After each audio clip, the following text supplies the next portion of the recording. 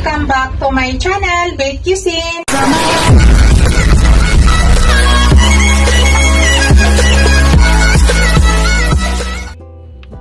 Hello guys, today's video guys, magluto tayo ng adobong pusit. Yan po yung ating pusit, yung itlogan.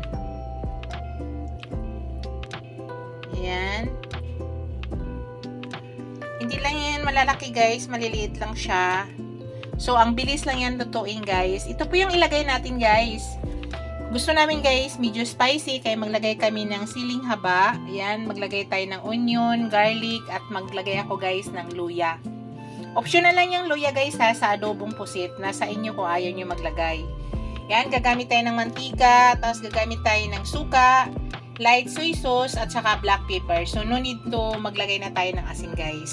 Tapos mamaya maglagay na lang tayo ng konting sugar para magbalanse yung ating adobo. Konting-konti lang guys. Tara guys, umpisa na natin ang pagluto ng ating adobong pusit. Umpisa na tayo guys. Maglagay na ako ng oil guys.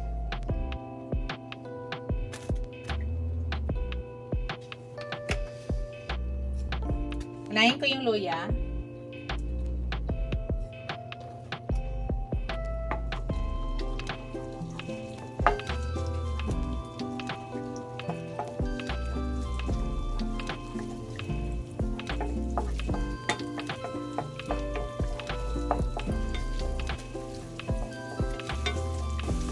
Ilagay na natin yung sibuyas guys.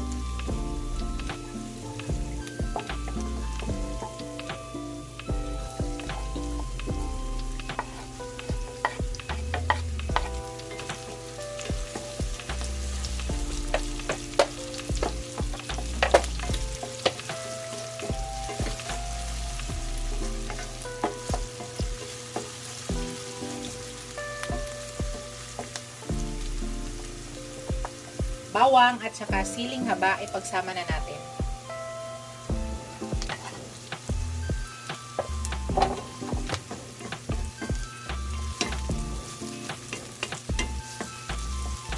Very easy recipe to guys. Ang bilis lang lutuin ito.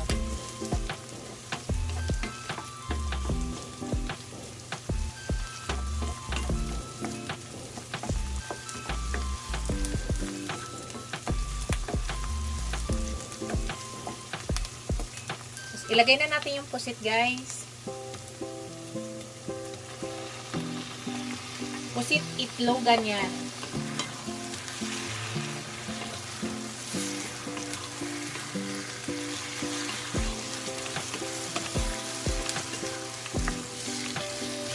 Paglit lang yan sa apoy guys ha. Kasi malambot lang to. So maglagay na tayo ng light soy sauce.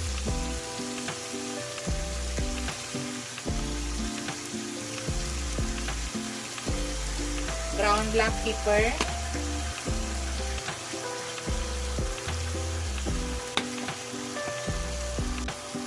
Hindi ko pinakita sa inyo kanina guys, maglagay din tayo ng buong paminta. Kasi adobo ko yan, at saka laurel.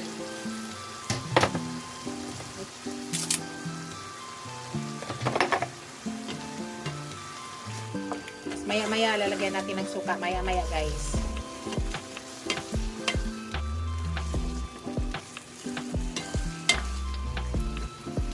Maglagay na tayo ng konting suka. Konti lang guys.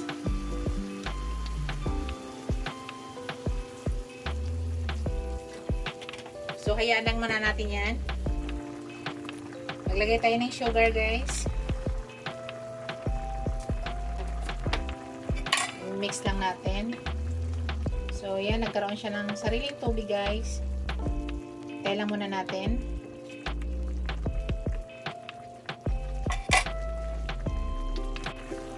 Natin guys.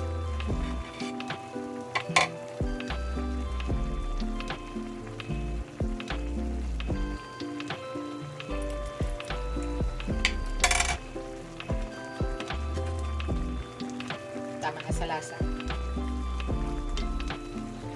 Shout out sa aking mga channel members, sa aking mga subscribers, viewers, silent viewers.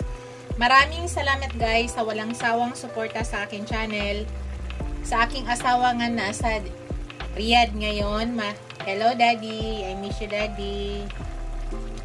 Ingat ka po lagi dyan. Love you.